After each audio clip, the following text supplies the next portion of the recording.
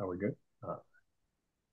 Hi, everybody, and welcome to this episode of Healthwise 360, a creation of Clarissa Burt, founder of In the Limelight Media. And I'm your show host, Chrissy Cordingley, and you'll be able to see this interview on In the Limelight TV, which is distributed on Roku, Amazon Fire, Apple TV, and 100 other smart TV apps. The audio version of this interview can be heard wherever you listen to your podcasts. And today I'm super excited because I am interviewing Juan Williams, and he has lived in the cereal city of Battle Creek, Michigan. I really want to know what that means. To the melting pot of Honolulu, Hawaii. As a radio news journalist, Mr. Williams worked at several radio stations and volunteered at the Chicago, Illinois, and Honolulu Hawaii Radio for the blind, and at Yale University student broadcasting station. He is retired from Local 675 as a union mechanical engineer, and even tried the culinary arts as a cook for Chef Michael Mina. He's your jack of all trades. And he has a life education. I love that he puts it that way. It's a life education that includes attendance at University of New Haven, Southern Connecticut State University, DePaul University, as well as a mechanical engineering from the University of Hawaii, and a bachelor's in interdisciplinary business from Arizona State University. I'm getting tired. Holy, you're accomplished. And what I love, but he also says his life education includes overcoming stomach cancer as a personal health crisis. And so now he is on a mission, and he's promoting a total understanding of personal self-help health with his new book, Why Your Lifestyle is Killing You. So welcome to the show, Juan. Well, thank you. I'm an old guy, so that's why I got so much stuff in that list. Being 63 years old, you end up having 6 decades of activity in your life, so it just piles up, right? You know that. It does. Yes, It does. absolutely. It does. It Yes, does. Yes, yes. And you definitely don't look 63, that's for sure. So you have a really interesting thank you. journey, and you talk about life experience, and you mentioned in some of your stories that you talk about the early beginnings of where Juan came from. So you moved out of your Yes. home at 14 years of age to go live with a foster family. So your parents were still around, but you chose to live somewhere else. What happened in your life that you decided to make that change? Well, a lot of us in this world, unfortunately, have dysfunctional families. Mm-hmm. We're kind of getting used to that being the scenario for many of us. But we have to understand that as we move forward, even if we're of teen years, that we need to mature quickly and understand our circumstances. And of course, I felt like at 10 years old it was time to go, but that's a whole nother story. And my brother and sister, we always discuss this matter, and the fact that because of the dysfunction in the family, that dysfunction really had to do with just getting along. My parents not getting along, and my mother had moved on to a stepfather at some point while we were a single digit age. And for almost a decade, they just fought and fought and fought. So it just became an issue for us. And finally, we found that it was time to move on. My older brother, he was 17, so he did his own thing. Me and my sister, I decided to move forward because she was a year older than me. Mm-hmm. But I decided to move forward and ask one of our former neighbors to take us in Oh, because wow. they were very balanced, very religious. They had a lot of good things going on. They had their own large garden and all these wonderful natural things going on in their life. And I thought it would be beautiful for us to learn that. So, and that's what we did. I stayed with this family throughout my high school years, and they just taught me everything about what it was to be healthy. About back then with Shackley, Herbalife, all these wonderful, natural ways of living and being healthy. And they even had these unique trees. Oh, you paused a little bit there.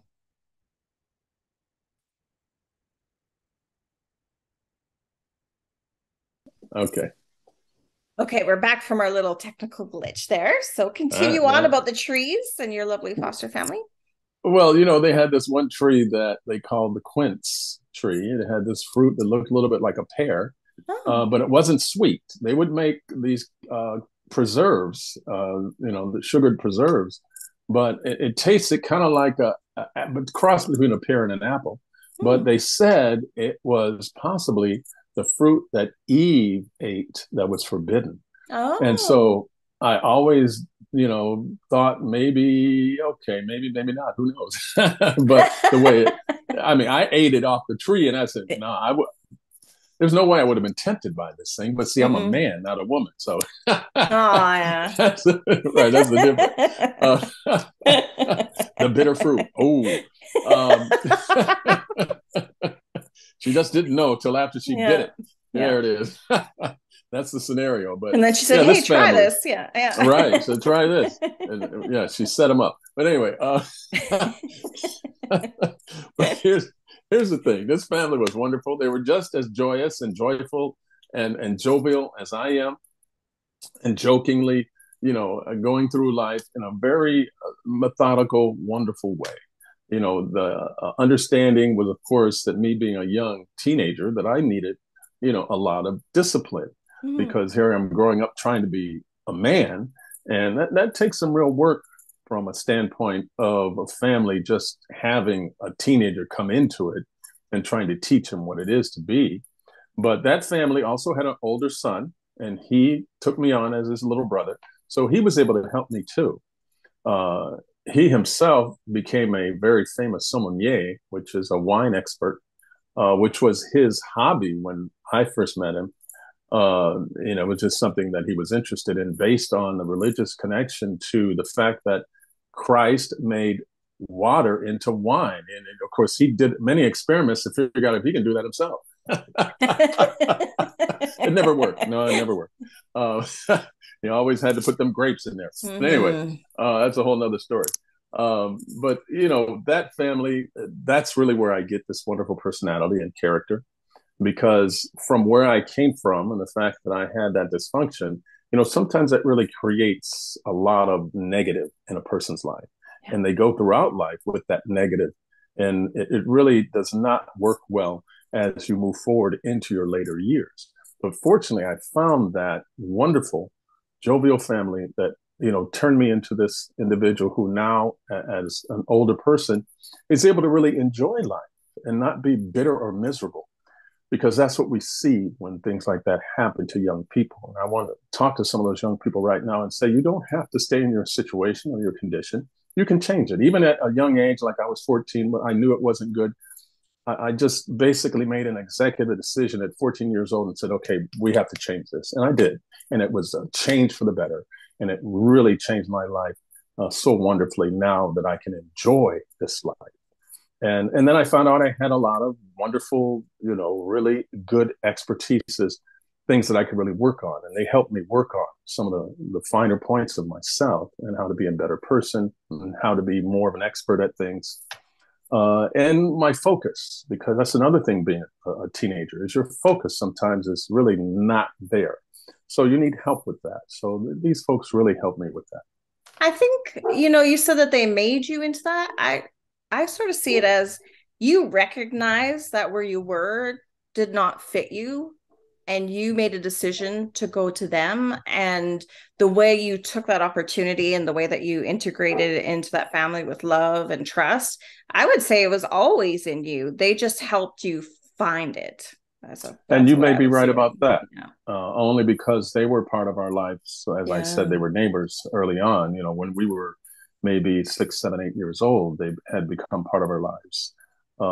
And they just kind of watched us grow up to a certain level. And Mhm. fortunately, they were there when it came time to make that transition. Yes. So yeah, maybe that generally within us, and this is what they taught us in that family. Within us Mhm. is a very godly soul. Everyone has that wonderful godly soul of creation, that wonderful godly soul of being this pleasant individual. But sometimes it has to be tapped, Yeah. and so that it can come out. But we're seeing in this world that the sad part is that we're allowing that to fester in a negative vein, and it's causing other issues of communication and ability of getting along.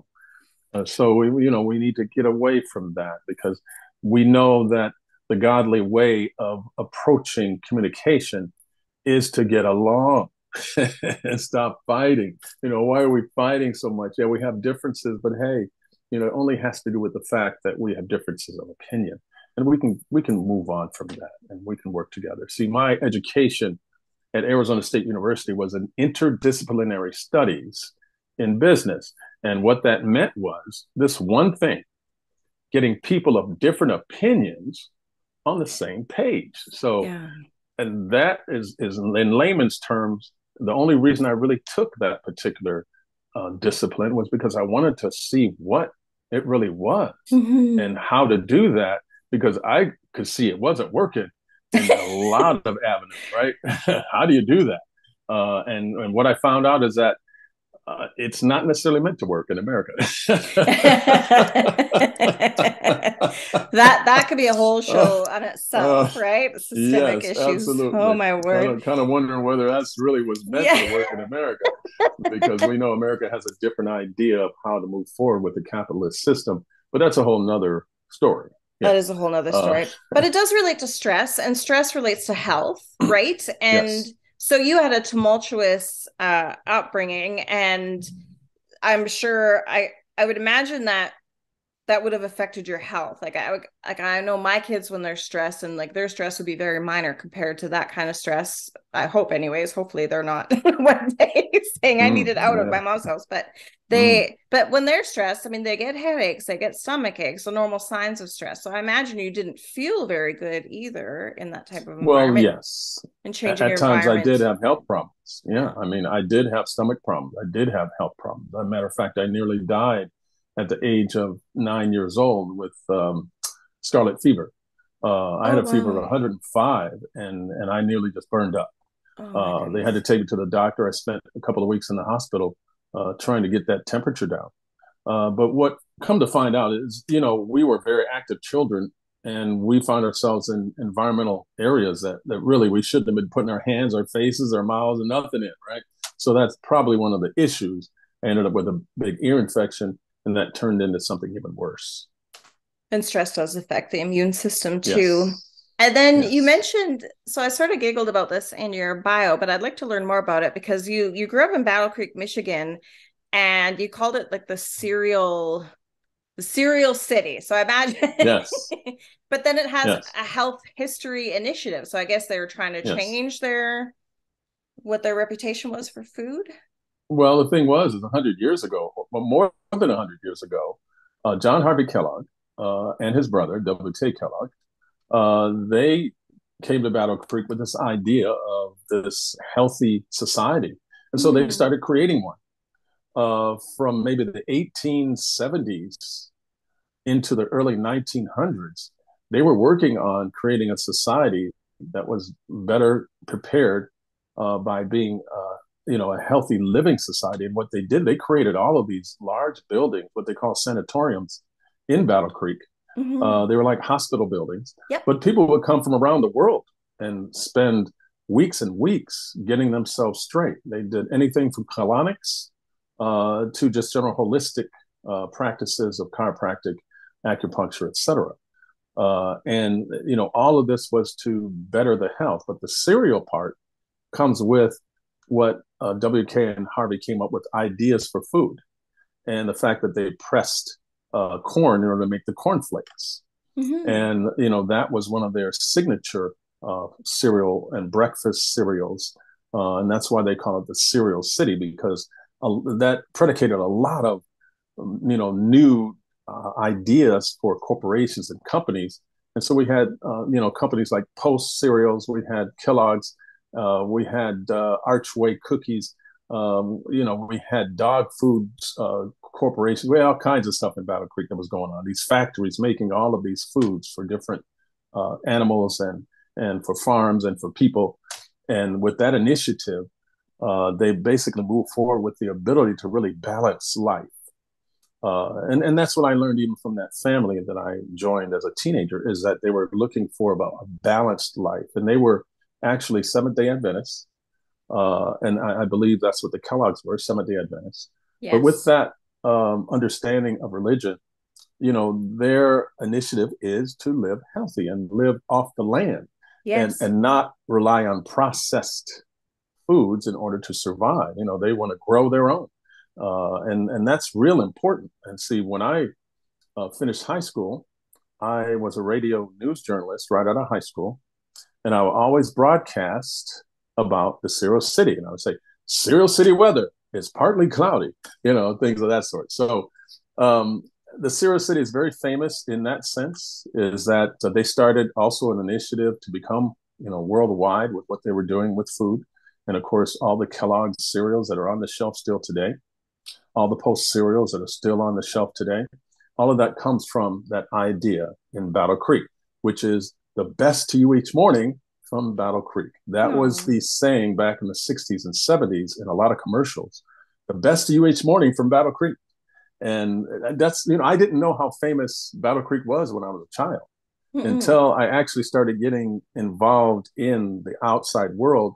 We actually had one of the cereal dumps within a couple of miles of where we live. We'd go out to the cereal dump where they'd dump old boxes of cereal and take the toys and things out of these boxes and sell them at school. The little Super Balls that they had, the Jacks, whatever toys they had, we'd pull them out of the boxes, go to school, and we'd make money off of that stuff.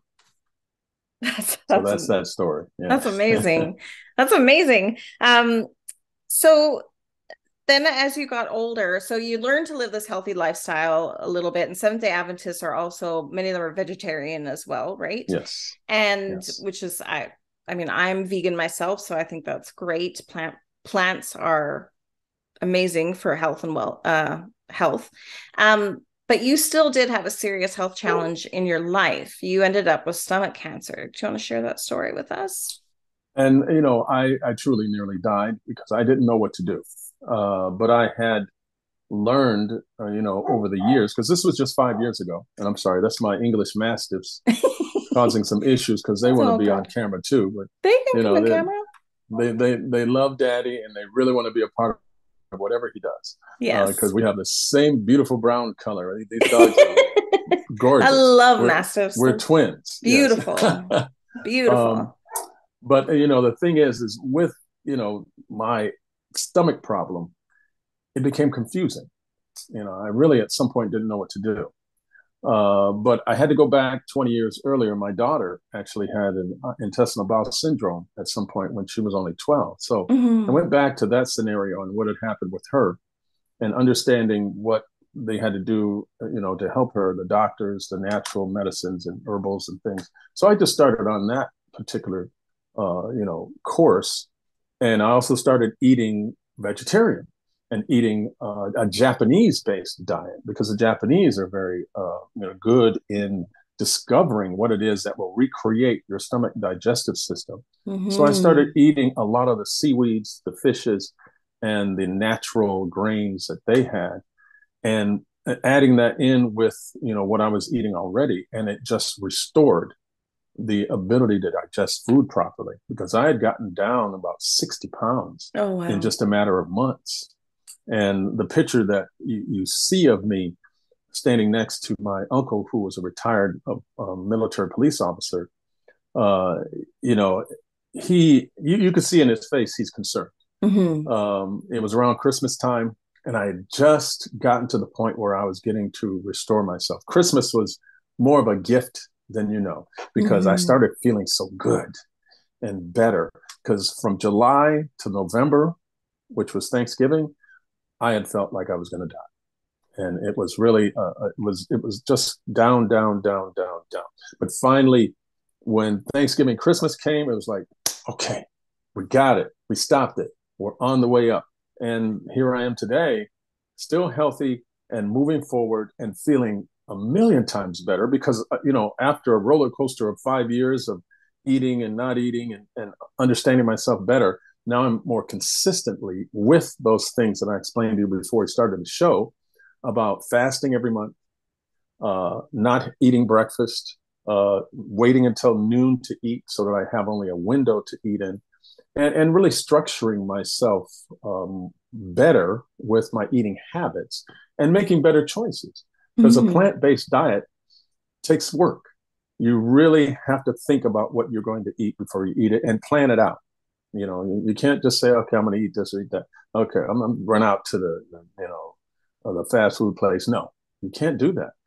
Because what it does is that it creates that issue of you putting in what's not medicine, because plant-based eating is actually medicine for you. and it benefits you every time you eat it. And then that's what it's supposed to do. But when you eat processed foods, it starts blocking, and it's a blocking mechanism for your good health. So we need to eat right every single time we put something in our mouth. Absolutely. And plants too. What I tell people a lot of the time, because I'm a health coach and I've taken nutrition and other things, and is that just even if you are going to indulge in something, eat a vegetable first, get some of that soluble fiber in your stomach and in your intestines, so it's coated at least, and there'll be a little bit less damage from the stuff, but not as an everyday thing. But if you're going to have the odd treat, as some people might call it, at least put a salad in you first and then eat whatever that thing is. And that's actually going to help it make it easier for your stomach to digest, because that soluble fiber then picks it up and pushes it through your intestine and out your colon. But yeah, it's it's there. Yeah, we need vegetables. We need fiber. There's no doubt about it. So is that what inspired you to write your book? Yes, it is. And, I put a story in there about a Japanese man I met, who said he was the son of the Toyota executive CEO at the time. This is back in 1980. I couldn't necessarily prove that today. Otherwise, I'd be getting free Toyotas every year. Matter of fact, I drive a Toyota truck. But the real thing is, when I went to have breakfast with him one day when I was in Hawaii, I looked at the food we were about to eat, and I said, "Oh, this is not American breakfast. It was like dinner or lunch. They eat the same thing, breakfast, lunch, or dinner." But see, that showed me the consistency of these people and why they live so long and they have a better quality of life. It's because they eat consistently good foods that are good for them. The seaweeds and the soups and the wonderful grains and things they were eating and offering. It was very tasty. So at that point, I should have learned, how to really structure my life to eat better. But I didn't really pay attention to it because, these American foods sometimes are so wonderfully attractive and tasty and addictive. You just can't stay away from them. So we know where that comes from. Yes. Yeah. And they're really well marketed as well. Yes. And they have subsidies, right? So they have more money to spend on advertising and that type of stuff too, which, our poor vegetable farmers do not, sadly. So tell us a little bit about your book. Is called Why Your Lifestyle is Killing You. So tell us a little bit about what the book is about. Well, and, the book starts off by telling us a history of how we got away from the natural way of eating, our historical way of eating back in Bible times. The fact that things that were important to our medical and medicinal health were the foods that we ate. We didn't understand that a lot of what the doctors back then were doing in order to keep us healthy didn't have to do with giving us a prescription for something. It had to do with just giving us a good meal. So that's the one thing we have to appreciate, that the garlic that we eat, the oregano that we eat, all the spices that we put in our foods today, those aren't just spices. Those are herbals to get your body balanced. So that's that's where I start the book, with the historical record of how we need to think about our food and the fact that food is medicine. And every time we put it in our bodies, we have to look at it as if it's a prescription for a better health. So if we don't look at it that way, then we're going to continue to have problems throughout life. Yeah. Yeah, absolutely. Absolutely. So when does your book come out? It comes out next month. Right now it's scheduled approximately February 15th. We've had some delays based on just some of the things that had to do with getting the book structured and properly formatted, and some delays here and there with the printing and the processing. But that's to be expected as you're moving forward with different companies and corporations that are trying to help you. Yeah, absolutely. But right now we're on schedule for February 15th. It might come out a little bit earlier. It's actually on pre-sale right now. Yes. On my website, www.wanwisdom.com, WANWIZDOM.com. And what you'll see is a tab, and you can buy it through PayPal right now. We'll have some other options. It's going to be on Amazon as well as Barnes & Noble and some of these other sources. Perfect. But I've had already a professional review of the book, and what they're saying about the book is that although it smacks in the face of Western medicine, the most important thing is that it's a change that we need to have in our lives based on what happened 2 years ago with COVID. Yeah. And I didn't get too deep into the COVID issue. I just basically told my story about having COVID. So you understood what I went through, because most of us go through the same thing when we have it. But the issue you need to know is that there's so much to it, and there's so much to COVID that we have to battle. And the only way we can battle that properly is to get ourselves healthy and prepared for it. Mm-hmm. Mm-hmm. Absolutely. So what is your goal with the book? What are you hoping that readers will walk away with? What are you hoping will come? Well, they need to understand that although we have lives that somehow come from a dysfunctional battle with early days, that we can right the ship. We can make things right. We can work on ourselves and work on our situation and work on the circumstances that are around us and make them right. It's never a lost cause. So this book is really about that specifically, that you can never think that you can't do something, because it can be done. But the other thing about, weight, about, your New Year's resolutions and all the things you want to do for this new year, we have to think in terms of a positive goal in mind, something that we really want to accomplish, and stick to it. Mm-hmm. With the book itself, it goes through my life and tells you a little bit about me, but then I get right into the holistic nature and the original nature of what we did way back when in order to get ourselves right. And I mentioned all the people that helped me, some of the holistic doctors that were involved, and those that came to me with good ideas and good opportunity so that I could keep myself healthy and get myself healthy when I wasn't healthy. Mm-hmm. So, and I needed help, so don't be afraid to ask for help. Don't be afraid to reach out for it. It's there. And for you, you need to think more specifically about you yourself, because I'm different from you. Yeah. Everybody's different. How is it that we're not different if our fingerprints on every single human being is different? So we have to understand ourselves individually. We really do. And that's really what you did, is you started listening to your own body and your own intuition. I mean, and that's why we get quiet, we get still, and we listen to our body, to what it needs. It does tell us what we need to know. Oh, you're okay there? Yeah, I'm sorry. I just... Little dog hair? Yeah, I think it was that the taco I had earlier. Oh, yeah. Got a little pepper caught up in there. There you go. Pepper. Yeah, that happens. Well, the spice is good for you. It's good for the stomach. Oh, but yeah, the body's amazing at telling you what it needs. We just don't listen sometimes, right? And but when we can get still, and when we can get purposeful, and we get mindful about what our body is actually saying to us, we can start listening to it and letting it guide us. And the body's amazing at healing once we start listening to it. How once you switched sort of your lifestyle and really made the decision to live healthy, how long did it take before you really started seeing some difference in how you felt? Well, let's say last March, I went to the doctor.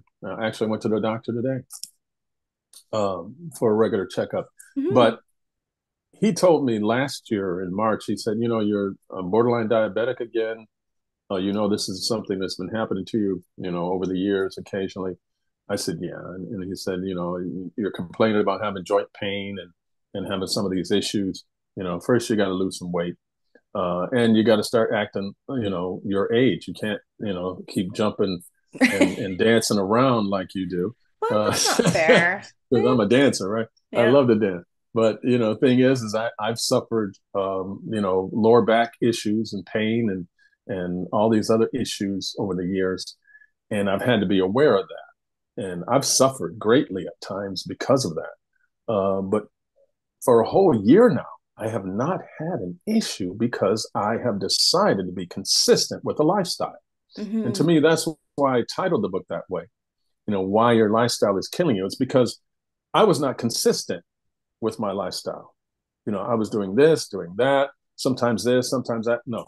We have to be focused and consistent with what we do, what we eat, how we do it. And the fact that I fast once a month and I'm consistent with that. The fact that I don't eat breakfast, but I start my breakfast or basically my eating at noon, all those things matter because you have to give your body a chance to recover every single day. Mm-hmm. And that recovery is while you sleep. So you have to get a better night's sleep. So in my book, I actually detail some of the things you need to do. And this is every week. I take a bath at least on a Sunday night and relax my body for the week. And I go through a massage and I go through all these wonderful, holistic nature things to get my body right for the week. I may take a shower every night during the week, but on Sunday, I'm in that bathtub with Epsom salt and detoxifying and getting rid of all that stress that I had for the week. So we all need to do that. When you think about it, I mentioned in the book that we were in our mother for 9 months in a liquid bath, right? Mm-hmm. So how is it we don't understand how good that is right now as a human being needing to get in water? Water is 70% of us. So how is it we don't need it? We need to get in it. And the famous writer, Trumbo, he spent a lot of his time writing in a tub of bath water. Most of his most famous writings, Dalton Trumbo wrote in a full tub of bath water. Mm-hmm. So how can we not understand the clarity that he understood? One of the most famous writers of all time, having that clarity to be able to write these wonderful screenplays. How can we not understand that? All that is very important to us. So we have to do the same thing. And I think it's nature too. Well, water I love being in because it reminds me to flow, like to go with the flow, to not hold on so tightly. Things aren't so solid. Life ebbs and flows. Just roll with it. Yes. But you also believe in earthing as well, which is something I love to do as well. And that is just getting close to the ground, touching trees, touching the dirt, connecting to the earth itself. And what do you find the health benefits are with that? Well, I mentioned in my book when my brother passed away 30 years ago that, I went outside because I was overwhelmed and I touched a tree, an oak tree outside of this hospital. And suddenly something took all of that emotion and it went into the tree. Yeah. I know it's hard to talk about it right now, but it disappeared. I had never felt something like that before that just drained my body of disappointment. It was like the tree was hugging me back. Mm-hmm. So we have to understand that nature is already prepared for us to be a part of it. It's already there for us to partake. It needs us and we need them. The fact that we breathe out oxygen, they breathe out oxygen that we need, we breathe out the carbon dioxide that they need, we share a need. So we need to, hug them, hug the earth, hug the trees, hug the plants, put the plants in our bodies because we need them, they need us, and we help each other. So why not all be a part of that? Absolutely. I like to call it forest bathing when I'm out in the woods. Yeah. So you bathe in the water, you can bathe in the forest as well. So before we wrap up, I want to ask a fun question. And I'll make sure to put everything in the show notes so people know exactly where to find you and your book. But I want to know about Bruno Mars because you know him, right? You know him and his family. So what happened that you ran into or managed to spend time with Bruno Mars? What was he like as a person? Well, he's a wonderful talent. And of course, at some point, I thought I was a wonderful talent. But see, I was a little bit older than him. Me and some friends were walking around Waikiki in Hawaii and heard this little voice that was singing during the holidays. And it just happened to be little Elvis. Of course, Bruno Mars was known as Little Elvis back then in the early 90s. And so we just, stood there watching this little kid just belt out all these wonderful Christmas songs. But 2 years later, I became part of the family. And because we were, trying to get involved in entertaining in Waikiki, and his family had this group, his mother had a group called the Love Notes. Sweet Bernadette Bayot was his mother, her maiden name. Hernandez was her married name. Peter Hernandez was her husband. Peter Hernandez Jr. is actually Bruno Mars' real name. But the thing is that as I tried to progress in, getting my singing career off, I won some karaoke competitions. I was on a show called Hawaii Stars and won. And we were trying to get ourselves going in this entertainment world. But in the meantime, Bruno, he started writing songs. He started making things happen as he became a teenager. And before we knew it, by the time he was in his 20s, he was good to go. And his mother kept encouraging him to keep moving forward. And at some point, if you're from Hawaii, you understand it's hard to leave Hawaii and not want to come back. So at some point, he did not want to stay in LA. He wanted to come back home. And he's on the phone with his mom saying, Mom, I want to come home. I miss everybody. I miss everything. I don't want to stay here. I don't like LA. I really don't like this place. And I don't like these people. And she says, well, just give it some more time. It's going to work. And believe it or not, it just took another year. And him and B.O.B. got that song together. And, back in 2010, he got his hit. And that was it. That's the rest of the story. And now he's just this icon who, does entertainment in Las Vegas. And the strange thing is I lived in Las Vegas years ago myself, trying to break into the entertainment business there. So, we kind of have those things in common. But of course, the connection to Bruno was more just understanding his journey. And the fact that his journey really was one of much difficulty, much like myself. He had all the dysfunction in his family when he was young. His family was homeless for a little while. There's a lot of things went on with him that were unfortunate. And I understood because I went through similar. So we have to appreciate that, life doesn't always work out necessarily, especially as we grow. But we stay the course. Bruno Mars stayed the course. I'm staying the course. Yes. That's the important thing. We're here, we're moving forward, and we're enjoying it now. It's the pleasure of having that journey and understanding the work it takes and then making it happen. And then it happens. It's such a beautiful thing. I am just overjoyed just to be on this show with you, Chrissy, and to be able to bring you this story. It's fantastic to be here and to be alive and to be vibrant. And every day I wake up like thunder. That's amazing. That was the first thing I noticed because we've only just met today. And the first thing I noticed was just you were happy. You were excited. You were clapping your hands. You were dancing in your chair. You were so excited. And I love that energy. And that is exactly it. You are living your story. You are living your life and you're really living it. So amazing. Congratulations. And I'm really excited for your book to come out. Are there any last thoughts you would like to share with the audience before we wrap up? Well, I always think in these terms. As I said before, life many times is a struggle, but I want everybody to understand that you can be you and you can make you happy. So it doesn't always take other people. It takes thinking positive and maintaining that positive course in life and thanking God for just being here. Great advice. Thank you so much, Juan. Thank you. You're welcome. Yes.